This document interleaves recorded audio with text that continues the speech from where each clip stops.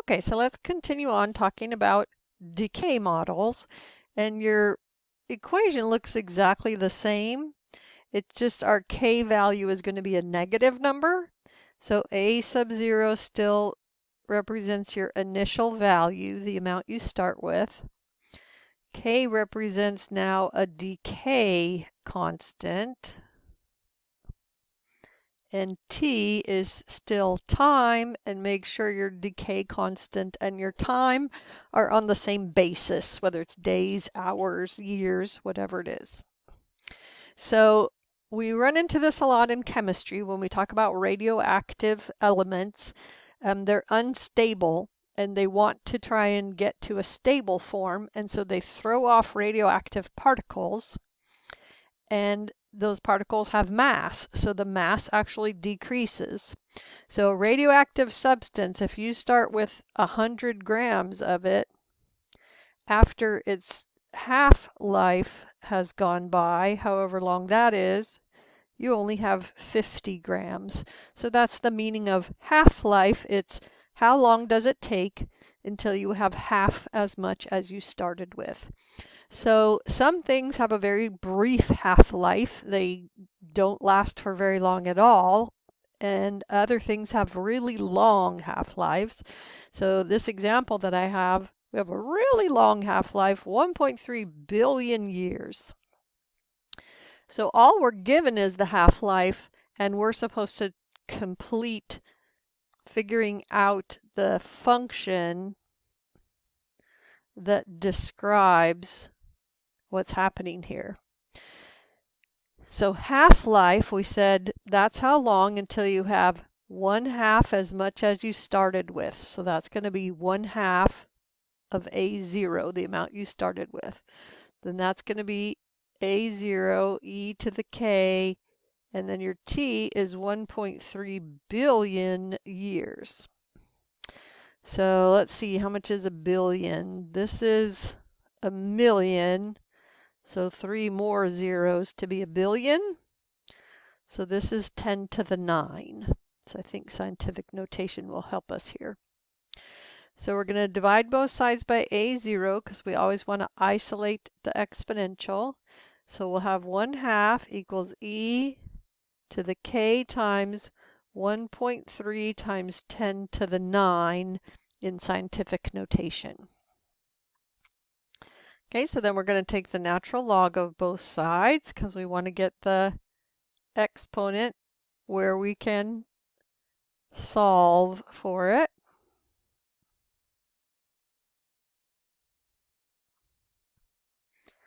Okay, so the purpose of using the logarithm is so that the exponent can come down in the front, and I'll have ln of 1/2 equals k times 1.3 times 10 to the 9 times the ln of e, and that ln of e we know is equal to 1.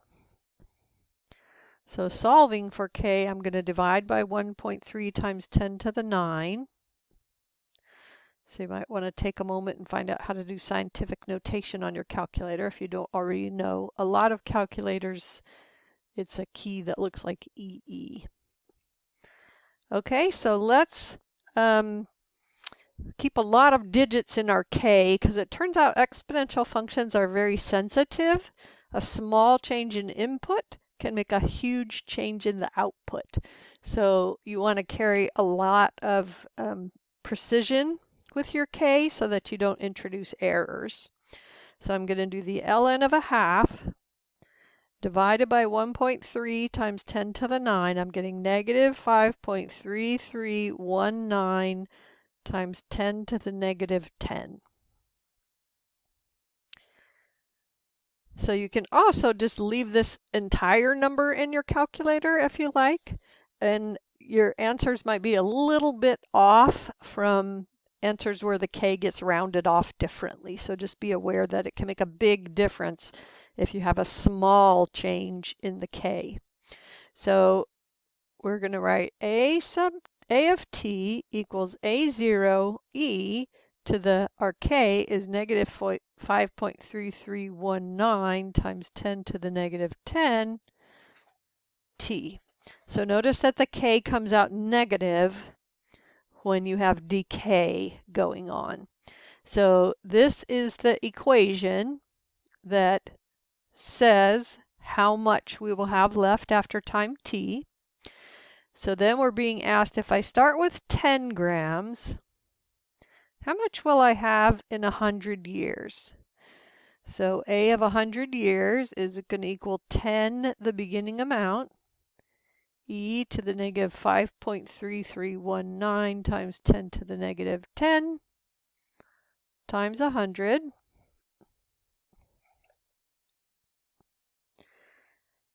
So if I don't round k off,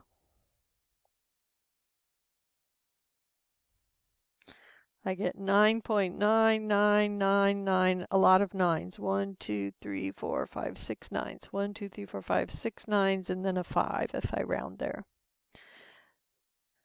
So if I round off the k,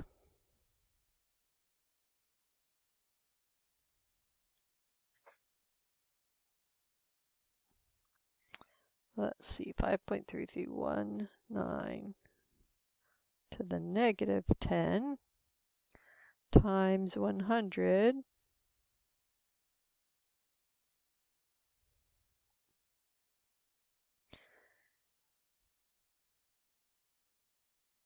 And actually I get the same value rounded. So this is grams. So this is our answer after 100. So let's see what we get after 1,000. And it's still going to be pretty close to how much we started with, because it is not decaying very rapidly when you think about billions of years for a half-life. So after 1,000 years,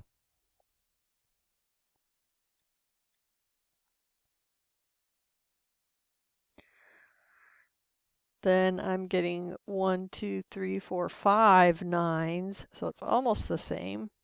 9.123459s, 0.5. So tiny difference. Okay, then the third thing I want to look at that is an exponential model. It's called Newton's law of cooling. And this is the same Newton who developed the calculus that came up with this cooling model. And what happens when you put a warm object in a cool place, the temperature decreases in an exponential way. The bigger the temperature difference, the faster it changes, and then as the temperature difference decreases, it changes more slowly. So it's an exponential function.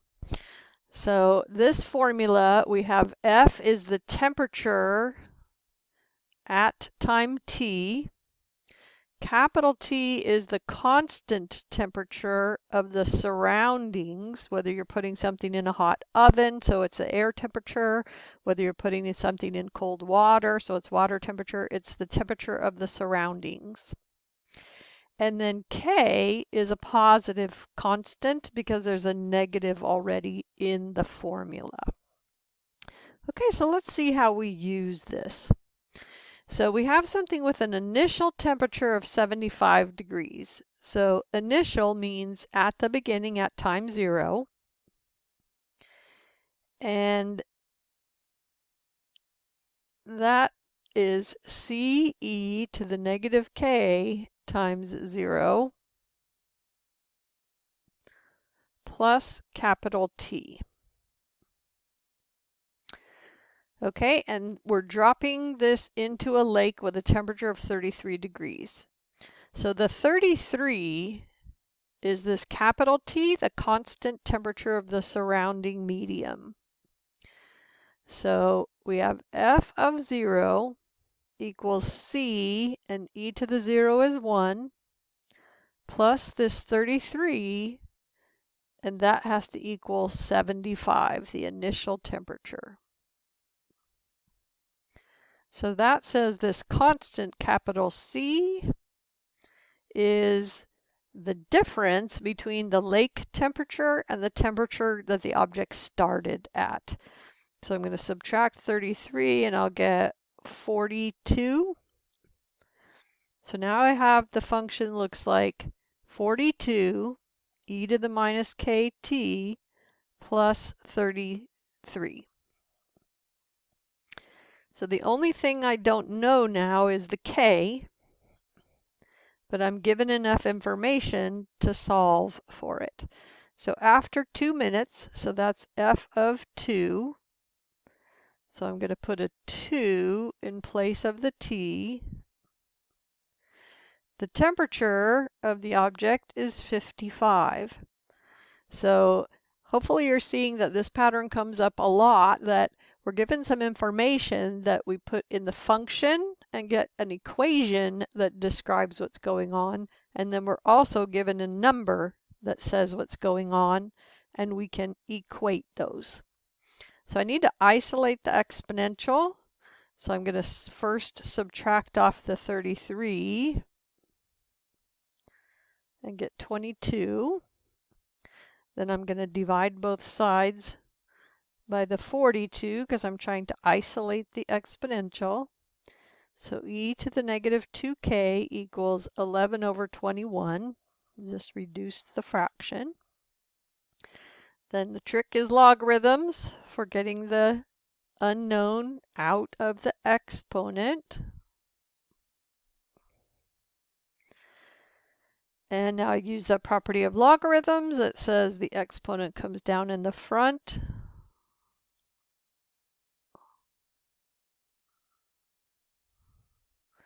And we know the ln of e is 1. So I'm going to divide both sides by negative 2 and get an exact value for k. And this problem doesn't say what to round the k off to. So let's actually just keep it like this for now. It's gigantic, but it will work. So now I have f of t equals 42 e to the minus, and then k is the ln of 11 over 21 over negative 2 t. So that's my model. So you can see that the negatives are going to cancel each other out. And then we're asked what will be the temperature after 4 minutes. So that's asking what is f of 4? So I'm going to put 4 in for the t.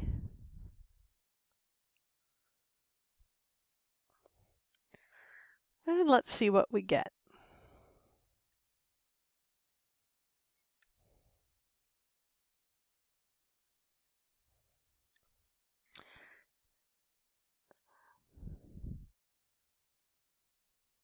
And I'm not liking my first answer, so I'm going to try it again.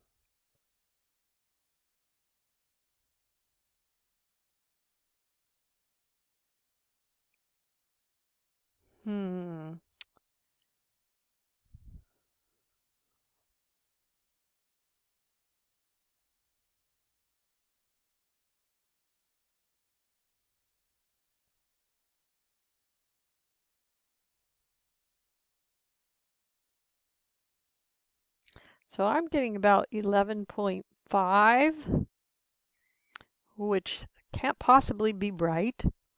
So let me back up and see if I can figure out where I went wrong. So the initial temperature of the object was 75. So that's how we found the 42. So when t is 0, I get 75. That looks good. And the lake temperature is the 33. So that's eventually the temperature that I should arrive at. Then after 2 minutes, my object has a temperature of 55. So I'm going to solve for the k by using logarithms. Let's see what happens if I get a decimal approximation, if I like my result any better. So I get about 0.32331.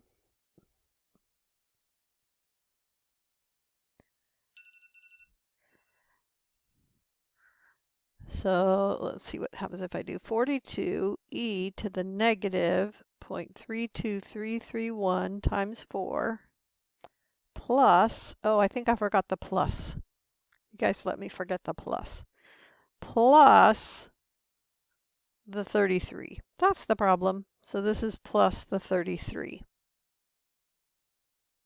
And then we get an answer that makes sense. So about 44.5 degrees Fahrenheit. So we're approaching the temperature of the lake over time, but it will happen slower and slower. So let me know if you have questions about this topic.